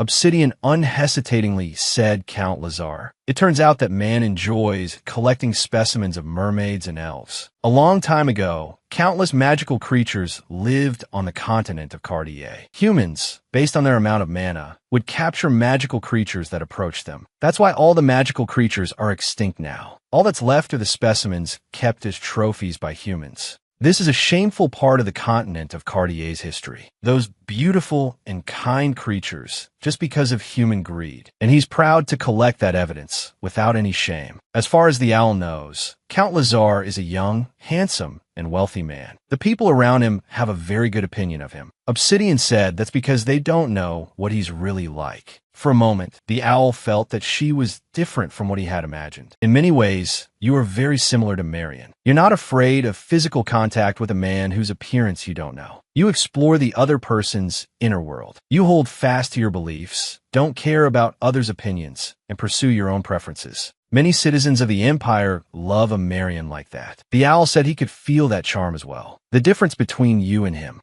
is probably that you get flustered and freeze up during actual physical contact. The owl moved closer and said, "Shall we try it now?" Platinum and the others found the next pattern. The scroll asked them to state their names. Both of them were stunned. Amber unhesitatingly said their fake names. As expected, there was no reaction at all. Platinum thought that they should probably just say the real name of one of them. To that end, Amber proposed a game. Stare into each other's eyes. You absolutely cannot look away from the other person. The first one to look away loses. Platinum agreed without hesitation. The narrator was speechless seeing this scene. The way they looked at each other was as intimate as a couple. Amber asked Platinum if he had kissed Obsidian. Platinum nodded, not lying. Platinum shyly asked her, "Why did you join Gem Hero? What do you want to get from this Gem Hero?" Amber said she wants a partner worth choosing, someone who can be with me for a long time. This time, Amber questioned Platinum. Who makes your heart race, Obsidian or Marion? This question left Platinum unable to answer for a moment. He told her he didn't know either. Amber couldn't judge either.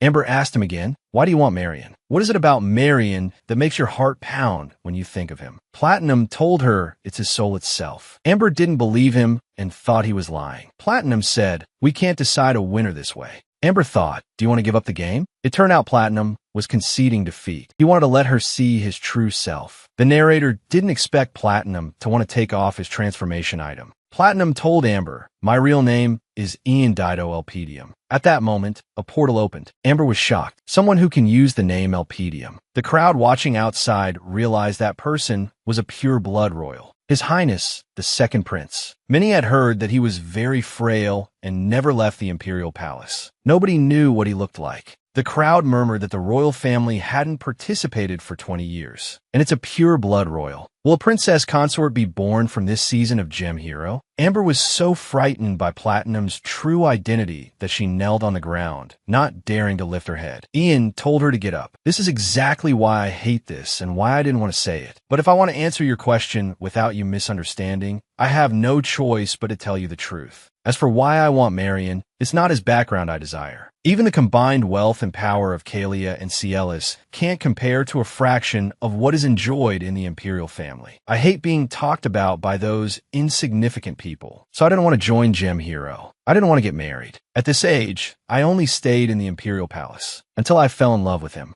You could say Ian loves his purity and his sorrow. He loves how he stands up strong. He loves his unyielding will to face challenges head on. His very soul makes his heart pound. Actually, pure blood royals have a disease. It's called the despairing heart. The mana that should gather in the heart gets lost and scatters to other places, causing the disease to manifest. There is no complete cure. Most royals who get the disease are short-lived. At that time, Ian thought that his father and older brother would handle the country's affairs, so he just lived in such a decadent way until he happened to see a show. Here, no one knew each other's true background until he heard Marion say that without looking at the other's status and background, he only wanted to enrich himself and his feelings for the other person. After a brief and passionate love, to remember him forever. Ian thought if someone who loved him could remember him forever, now what would he look like in their memory? Suddenly, he realized that he felt like trash. These things made him feel ashamed. So Ian wanted to change. He came out of the palace to meet people. He also started learning new things. Before and after meeting him, Ian's life was completely different. It was he who gave Ian a new life. Ian also sincerely wishes him well. He was also jealous of his marriage to Bicelis. Ian never expected Bicelis to pass away so suddenly. But Ian also knew that Marion called it a passionate, brief love. He also understood why he decided to remarry. He wasn't looking for a new love. He needed a husband to protect Bicelis's country. He wouldn't have to love in the way he loved Bicelis. Only Ian's father, if he participated in Gem Hero, could grant him the right to amend the duchy's laws. After getting married here, he wants to change the law to allow Kalia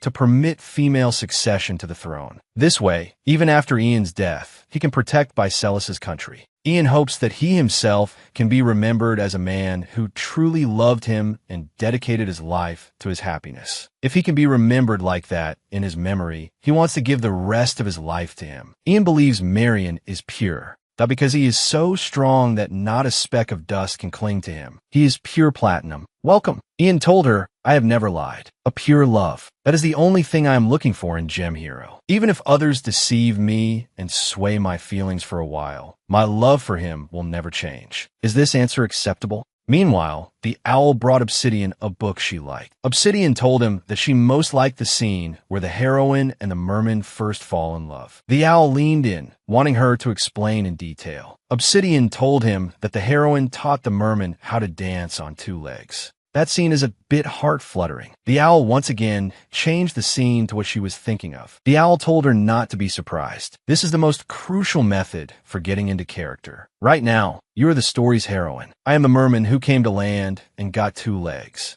We haven't fallen in love yet, so please guide me so that we can fall in love. Obsidian told him, your eyes are like stones washed by the sea. They are so beautiful, sparkling under the morning sun. The owl got a little shy, and Obsidian thought his flustered look meant he was really getting into character. So Obsidian asked him, coming to land, there must be many things you're doing for the first time, right? Dancing with someone you like, eating delicious food, and Obsidian trailed off. So the owl pressed, and what else? Is it kissing? So you like kissing too? Is that right? They started to kiss in the romantic atmosphere, due to Platinum's identity being revealed.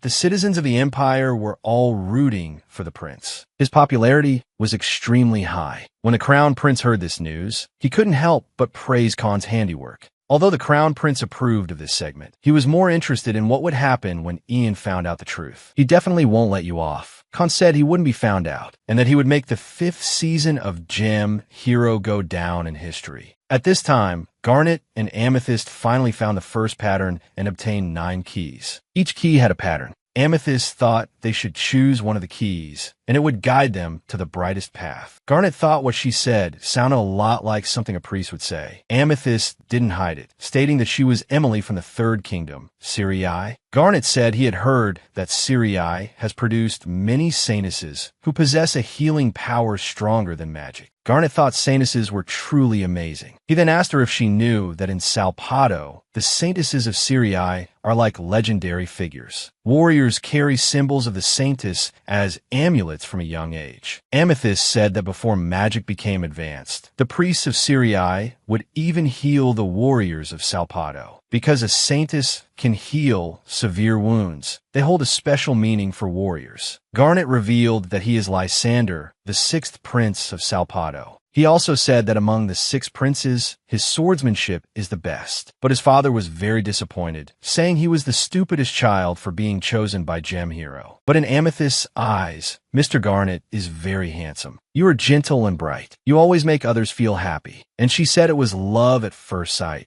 Having said so much, they both realized it belatedly. Garnet was too shy to know what to say. Amethyst was already covering her face in shyness. The narrator outside thought that Amethyst had become much more proactive than before. The people of Salpato outside watched this scene and cheered for them, hoping they would get married. Garnet held the magic of Elpedium. This is the power that rules the 8 kingdoms. It must be the greatest power. They finally passed the first trial, but the second trial was a staircase leading deep down. The deeper they went, the more it smelled like a mine. Amethyst explained that she had smelled this scent when healing miners with lung disease. The narrator outside was uneasy. It seemed they had chosen the wrong key. It is said that magic stone mines are very dangerous and terrifying places, because the royals of Ortera launched a great rebellion. They were all sentenced to labor in the magic stone mines until death. None of them lasted very long before dying. It's said that the lung disease contracted in the magic stone mines is very painful. At this moment, many vines appeared on Garnet's face.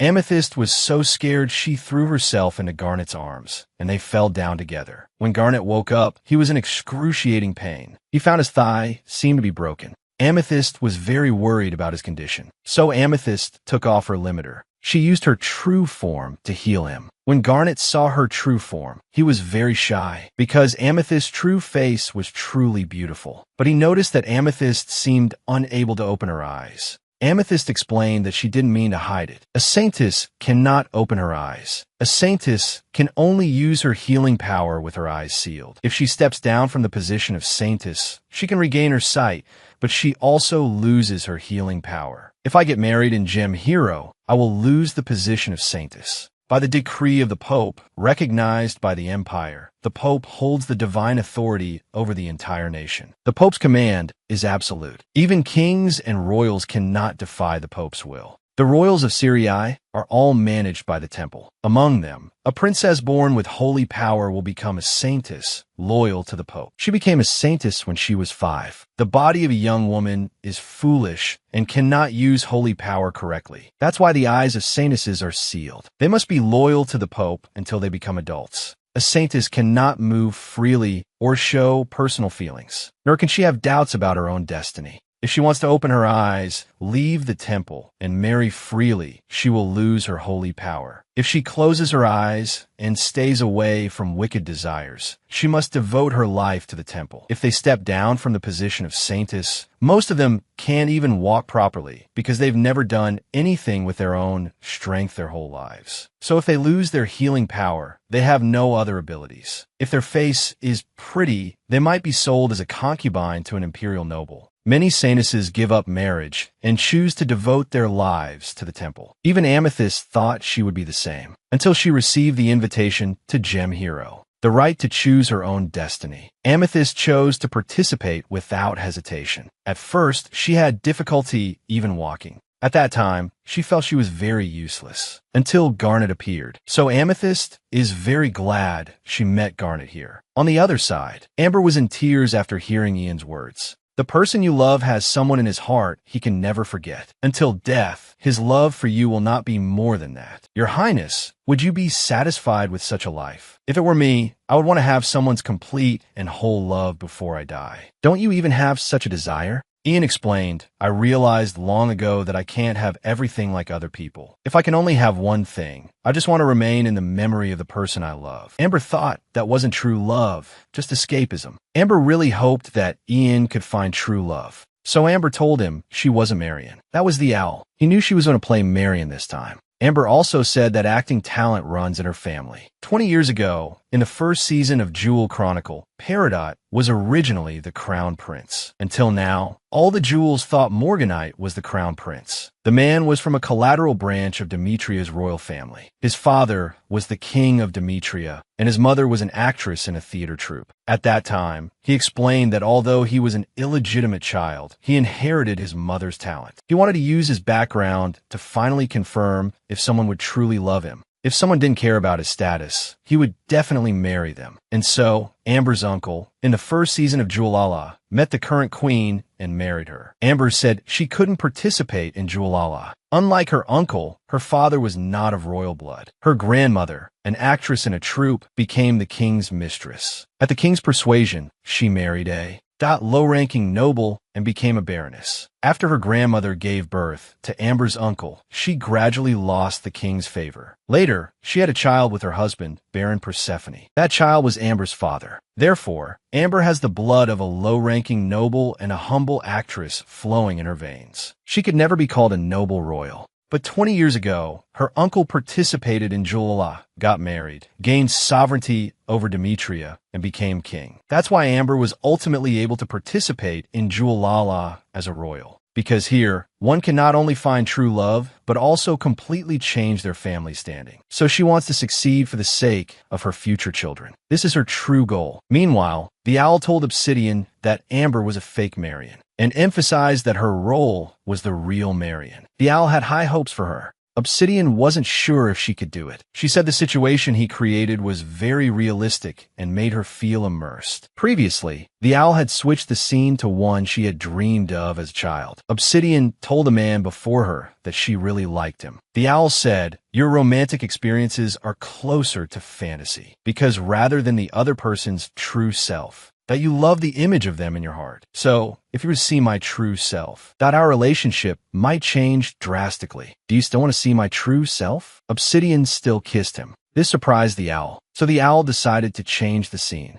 At this moment, the commentators learned that Obsidian hadn't come out of her room for 3 days and were very surprised. Just then, Platinum and Amber were teleported back to the central hall. But Platinum didn't see Obsidian. At that moment, Obsidian appeared on a beach. Just then, a man appeared on the sea, sailing a pirate ship. The man took off his shirt. He swam towards Obsidian. The man with an 8-pack climbed onto the shore. The commentators were so excited by this scene, they were speechless. The man told Obsidian he was Sapphire. In reality, it was the owl in disguise. He wanted to create a romantic storyline with Obsidian using a new appearance. The commentators didn't expect there to be an 8th jewel. The owl said, "After this real encounter is over, you won't have to stay with Platinum. Once you've sorted out your romantic storyline with him, that you'll be able to show your own charm more freely." Obsidian told him, "Would you like me to get you a towel, or would you prefer to take a walk with me until you're dry?" Sapphire was very satisfied with her answer. The commentators didn't expect Obsidian to be so forward. Sapphire said he was late and was worried that the person he liked already had someone else in their heart. Even if he was late, pirates enjoy stealing other people's things anyway. Obsidian was well aware of the role he was playing on the show. Obsidian said she was looking forward to his next performance. The commentators thought Obsidian had made a sexy comeback. Regarding their acting, the commentators wondered if they were doing it to test Platinum's true feelings. Even some of the nobles began to see Obsidian in a different light. Learning that Platinum hadn't left his room for 3 days, he immediately went to find Obsidian. Alexandrite, however, asked Amber why she didn't stop him. Amber stood there quietly without a word. Meanwhile, the program staff asked Mr. Sapphire to please move to the next location. Sapphire, who thought they could chat a little longer, felt disappointed. As he was leaving, Obsidian told him, "I hope you're the person I'm imagining. That would truly give me great strength." Sapphire said he definitely wouldn't disappoint her. Only the two of them understood this sentence. The others couldn't guess its meaning at all. After Sapphire left, Platinum appeared before her.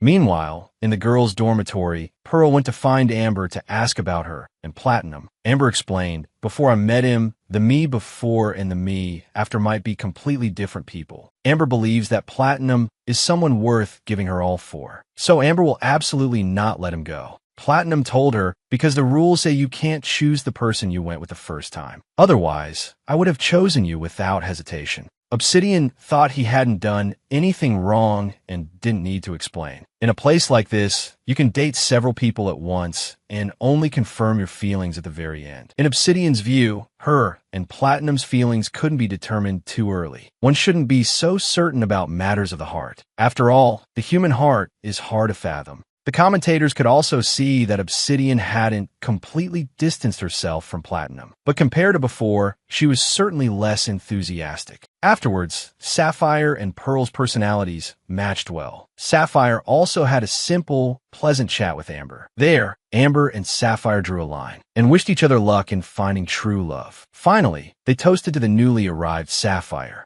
At the dinner table, Alexandrite asked Obsidian, "I haven't seen you these past few days. I was very worried." Obsidian explained that she was just resting and reading a book, and then she couldn't stop. When Platinum wanted to know what book she was reading, she just told him she was reading randomly. Then she asked Sapphire if he also liked to read. Sapphire, however, said that rather than reading books, he preferred to collect them, especially ancient books, which are very valuable. This moved Obsidian, who was beside them. She then asked Sapphire if he knew of a book about a love story between a mermaid and a human. Sapphire played dumb, seemingly not understanding which one Obsidian was talking about. Obsidian had a hint. It's the most famous of the ancient books. It's written in an ancient language, but Sapphire still didn't know what it was. Obsidian pondered for a moment. She knew Sapphire was doing this to make her the center of attention at this lunch. So she began to talk about that book where a human learns magic from a mermaid. Platinum thought that couldn't be the legend of the Empire's first emperor, could it? Obsidian told him it wasn't. The versions translated into the modern language mostly end with the female protagonist marrying the merman, having a child, and that child later establishing a great magical empire. That's why many people think it's the legend of the Empire's first emperor.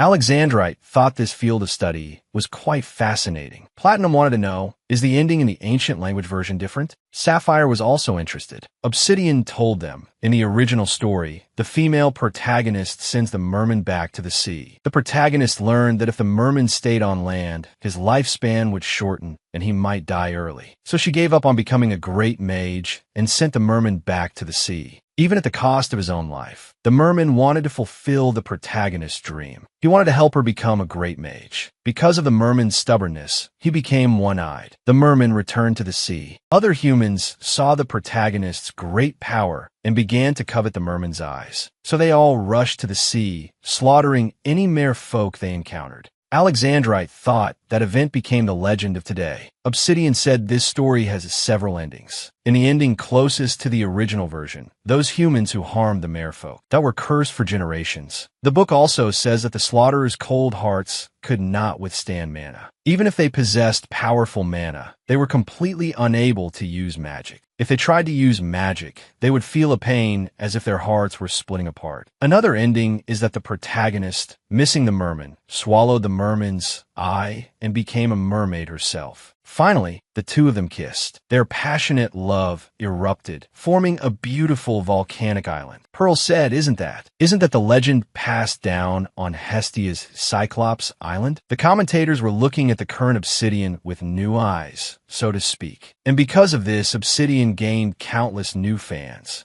After the meal, they planned to go and enjoy the beach at night. Just then, an announcement told them to head to the central hall immediately. There is now an injured person. He is resting in the infirmary. Pearl immediately thought of Garnet and the others. 2 days ago, Garnet and the others were still trapped in the mine. Because the air in the mine was not good, Garnet could do nothing about the foul air. He was also coughing from time to time. Amethyst was relatively safer. For them to get out safely, Amethyst had to rely on the magic stones in her hand. There were only a few magic stones left. So, Amethyst planned to search for the pattern alone while Garnet was resting. She said her body could easily withstand hunger and fatigue. So Amethyst wanted to heal Garnet and just let him sleep well. Garnet questioned her, Why are you shouldering this all by yourself? Letting me rest peacefully. This is ridiculous. Suddenly, Garnet started coughing again. So he adjusted his tone and told Amethyst, Using healing magic must be painful for you too. He said he was still fine for now. He told Amethyst to get on his back, intending to carry her while they searched together. Amethyst was very moved, so she used her healing magic to let Garnet sleep peacefully for a day. Afterwards, Amethyst shook the soundly sleeping Garnet awake. Garnet woke with a start, wondering how he had fallen asleep. and Amethyst said she had already found the pattern to get out. Garnet was surprised. He said they had to get out today, no matter what. But when they teleported back, Amethyst's body was cold, and her breathing was faint. Garnet guessed, while I was sleeping, did she search in the dark, enduring the pain to find the exit? Later, everyone arrived at the infirmary and found Amethyst lying on the sickbed. The owl arrived at the infirmary with medicine. This surprised Obsidian, who was at the side. But thanks to the owl's timely rescue, Amethyst soon woke up, and she also met the newly arrived Sapphire. Garnet seemed very wary of this Sapphire. After the incident was over, the owl found Obsidian alone. But this time, Obsidian asked him, "Were you deliberately trying to make me have an illusion?" The owl explained, "I never intended to deceive you. If you could get used to the appearance of the newly joined jewel, you should be able to handle it calmly, even if you have minor physical contact." Obsidian felt that kissing would be better than that. The resulting scene would probably be better. The owl thought he had hurt Obsidian's feelings and explained, "You said your romantic storyline with Platinum has become very complicated. So I had Sapphire join early to help sort out your feelings for Platinum."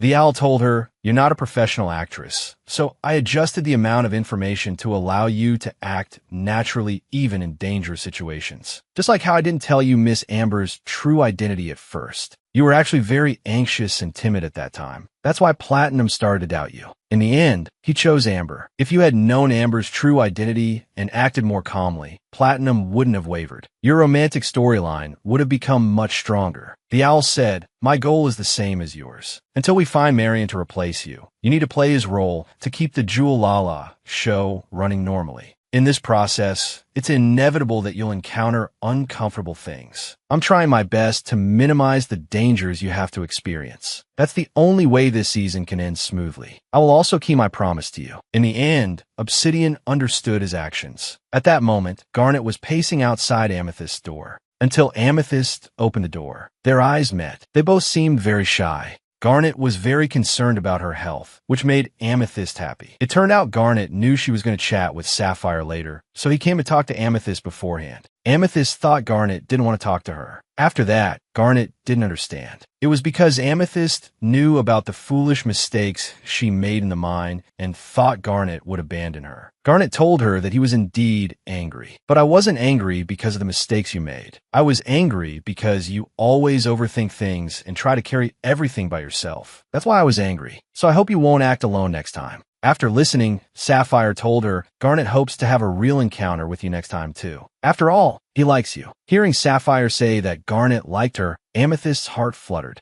The commentators noticed that Amethyst was practically asking Sapphire for relationship advice. Many people found that Sapphire had a great personality and got along with everyone. But there was one question: who was Sapphire actually interested in? Because of this, the Jewels once again discussed the emotional issues of facing real danger. Sapphire emphasized, "I hope to go with someone who is honest with me and treats me with sincerity." Platinum thought, "Isn't that Pink Diamond's line?" Sapphire said, "I participated because I felt I could meet my true love here." Pearl wondered, could his ideal type be Pink Diamond? Sapphire felt that he just wanted to get to know everyone slowly for now. That's why we're sitting here, gathered as jewels, isn't it? The commentators noticed that Sapphire was leaving his options open with everyone. Pink Diamond from the 4th season also left a deep impression on the Empire's citizens with his straightforwardness. Everyone thought Sapphire would create a sensation, just like Marion from the 1st season. And he left a deep impression on all the female jewels. Afterwards, Platinum proactively sought out Obsidian, wanting to talk to her alone. Platinum hoped Obsidian wouldn't misunderstand. "I was too greedy. I thought it would be better if we developed feelings without knowing each other's backgrounds. That can't be explained by feelings alone, it seems. It's only natural that I hurt you. It's all my fault." So Platinum hoped Obsidian would listen to his explanation. At that time, the owl had instructed Obsidian that while it wasn't necessary to continue developing the romantic storyline with Platinum, there was no need to end it completely either. In the end, Obsidian agreed to Platinum's request. Meanwhile, Garnet told Amethyst, "The Elpedium Empire's magic is highly developed, while swordsmanship on the Cartier continent has rapidly declined. Everyone says there's no place for swordsmen, but Salpado is still a martial kingdom, because it developed magic swordsmanship to meet the needs of the new era and has continued to advance its sword skills. That's the only way to become stronger." Amethyst strongly agreed with his ideas and told Garnet, because of the papal decree, Syrii is the only kingdom ruled by a pontiff, not an imperial governor. The Sanuses are all royalty. They all have to protect Syrii. Of course, if I marry someone else, Da would have to protect his country. This sentence made both of them understand each other's meaning. They were too shy to speak. The commentators couldn't help but exclaim that they were already thinking about marriage. At that moment, on the beach, Platinum and Amber met. Platinum told her, "I don't know if I came here to find true love or to escape." Amber said, "I hope that you can be loved completely and utterly, and I will help you. I'll help Platinum find a love truer than anyone else's." And she solemnly told Platinum, "What you want, I will definitely help you get. And that is the love of Mary and Felix Alice."